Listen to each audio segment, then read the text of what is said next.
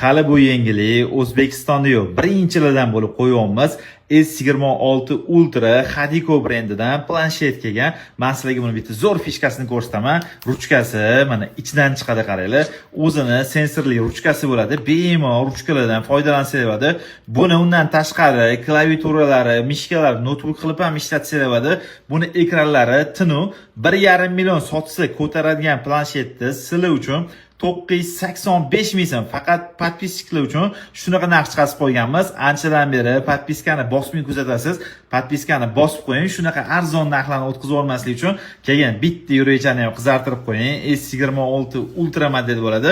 Buni ikki xil rangidan olib kelganmiz. Hozir ranglarini ham ko'rsatib beraman.